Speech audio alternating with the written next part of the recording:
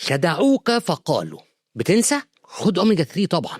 هنا تيجي أول أكذوبة من الأكذوبات بتاعتنا والموروثات بتاعتنا، إن أي حد بينسى ما ياخدش غير أوميجا 3 على أساس إنها معمولة للنسيان بس لو كملت معايا هتعرف هي الإيه أصلا. عمرك حسيت إن دماغك فيها لاج، عطل كده، تأخير شوية؟ يعني بتفكر ببطء، بتنسى، بتتشد جامد، شعرك بيقع لا سمح الله، بشرتك ناشفة أعوذ بالله، يعني نومك ملخبط ما أظنش يعني، وتيجي تسأل فيقولك خد أوميجا يا باشا، أنت ناقصك أوميجا. تعرف إن الأوميجا مش كبسولة عادية كده، ده نظام تشغيل كامل للجسم. التويست بقى اللي بجد إن مش كل أوميجا زي بعض، وفي أوميجا بتصلح وفي أوميجا بتضحك عليك، وهي دي المشكلة. الأوميجا 3 ده مش مكمل تحبوا الست عشان شعرها، ولا ياخدوا الراجل عشان بيروح جيم، ولا يدون الأطفال عشان يهدوا شوية أو يروقوا كده ويروق.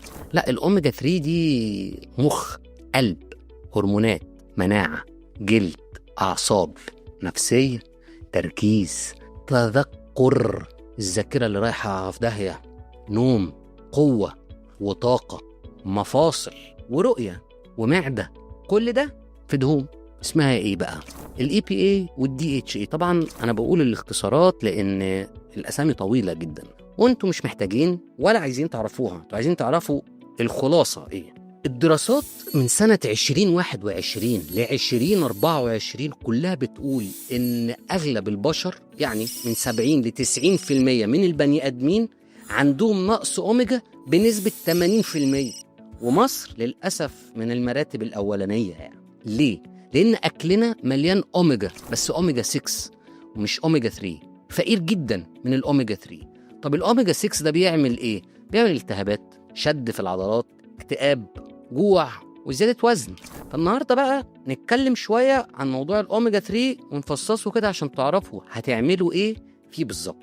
نبدأ بأول حاجة، ويعني إيه أوميجا؟ الأوميجا دي فاتي أسيدز، أحماض دهنية، بس بنسميها الأحماض الدهنية الأساسية. يعني جسمك مش بيعرف يصنعها، لازم ياخدها من أكل أو من سبلمنتس، مكملات. أشهر 3 أنواع ALA ده موجود في النباتات زي بذور الكتان، بذور الشيا، عين الجمل، بس للأسف الامتصاص بتاعهم ضعيف، فالمفيد منه بيتحول بنسبة 5% بالكتير يعني. وعندنا نوع اسمه EPA وده الفعال، بس فعال في ايه؟ في التهابات، مناعة، مزاج، في القلب، وهنا بنسميه علاج. طيب النوع الثالث الDHA ده بقى بتاع مين؟ ده بتاع المخ، الذاكرة، الشبكية والعين، الأعصاب، النوم، التركيز، التطور بتاع الدماغ والتفكير الصح، ده اللي بيشغل دماغك من الآخر. الأوميجا بتعمل ايه للمخ مثلا؟ المخ أصلا 60% منه دهون، و20% من الدهون دي DHA. طب لو مفيش DHA أصلا مفيش مخ شغال. طب نقص DHA ده بيعمل إيه في المخ؟ بيعمل نسيان، قلق، اكتئاب، توتر، وحاجة أقول لكم عليها أنا نفسي حاططها على التيشيرت، ADHD like symptoms، أعراض ال ADHD، وضعف التركيز ونوم المتقطع. دراسة في 2023 بتقول إن ال EPA بيقلل أعراض الاكتئاب بنسبة 39%. هتلاقوا حاجات كتير من اللي أنا بتكلم فيها ممكن تكون مكملات، فيتامينز، وهتلاقوني بقول دايما بتقلل وبتساعد، واكتئاب وتوتر ونوم. وللأسف إحنا بنبقى فاكرين إن إحنا مرضى، والموضوع كله في الآخر نقص فيتامينات، أو إحنا مش فاهمين ناخد إيه مع إيه، وجسمنا وأعراضه محتاجين إيه. فياريت الكلام اللي بنقوله تبقوا عارفين الأعراض عشان تبقوا عارفين جسمكم محتاج إيه. طب الأوميجا مثلا للقلب، إحنا قلنا المخ، طب ما تيجوا نتكلم عن القلب. الأوميجا بتقلل الترايجليسرايدز أو الدهون الثلاثية بنسبة من 30 ل 45%، فالالتهابات بتقل، الجلطات بتقل، ضغط الدم نفسه بيبقى مظبوط وبيقل، ضغط الدم ما بيعلاش. طب الأوميجا للشعر بتقلل التساقط وبتقوي البصيلة بتاعت الشعر، وبتخلي الشعر جلوي بيلمع، وبتقلل التهاب فروة الراس. طب لو جينا ننقل على الجلد، الأوميجا محتاج الجلد، محتاج الأوميجا في إيه؟ بيرطب الجلد، بيقلل الناس اللي عندها إكزيما بتقل، هي ملهاش علاج، فهي بتقلل الإكزيما، بتقلل التهابات الجلد، وبتدي نضارة للبشرة والتجاعيد اللي الناس دايما متضايقة منها. تاخد أوميجا، أظن واضح. طيب الأوميجا بقى مع الهرمونات بترتب الهرمونات. يعني إيه؟ يعني بترتب الدورة الشهرية للستات، المزاج والآلام والخصوبة عند الرجالة والستات.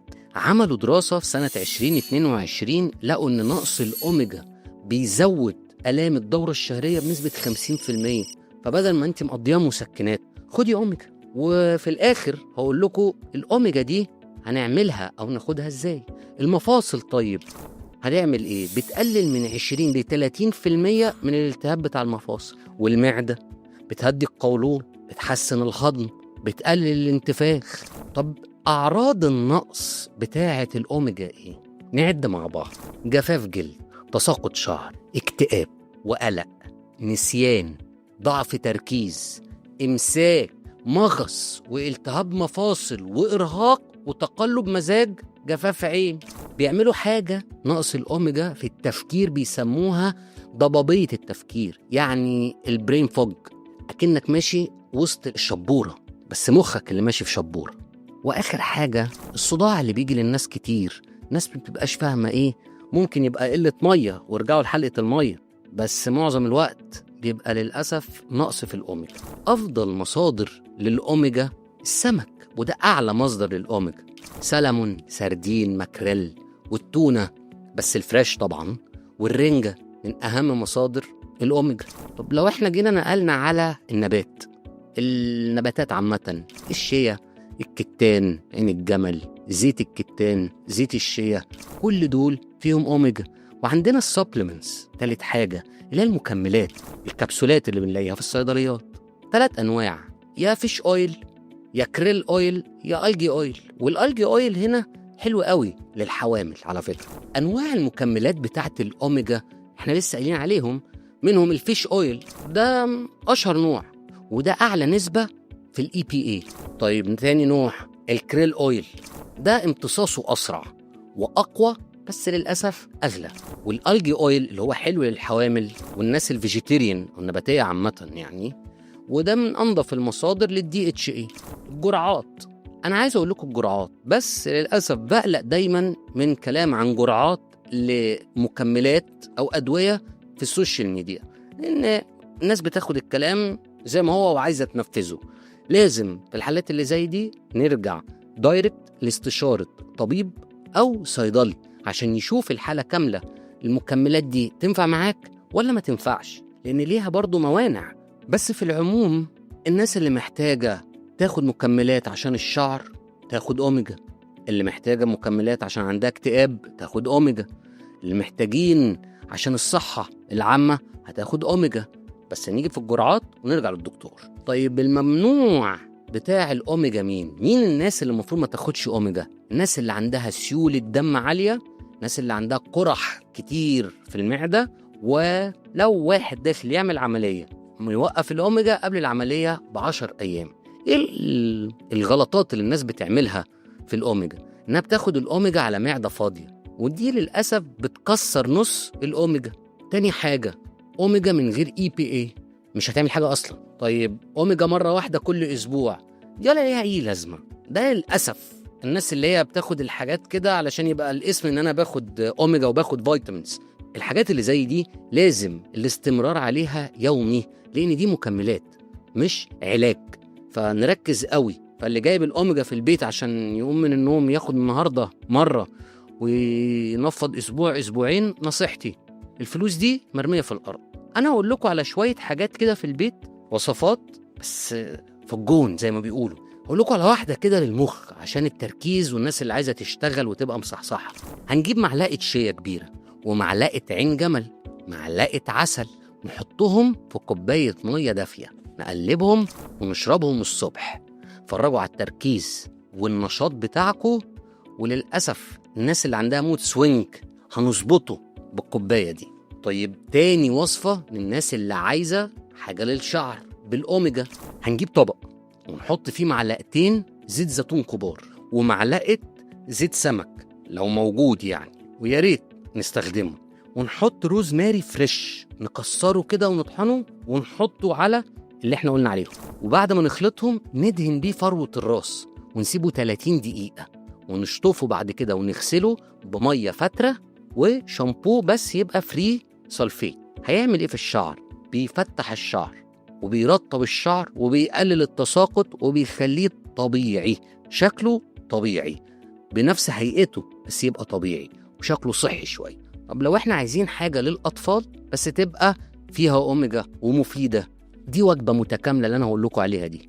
زبدياية نقطع عليها نص موزة ومعلقة عين جمل مطحونة ومعلقة عسل صغيرة، نضربهم مع بعض ونأكلهم للطفل. دي بقى انرجي ميل، وجبة طاقة مليانة أوميجا وتركيز رهيب للطفل. في النهاية عايز أقول لكم إن التويست الأوميجا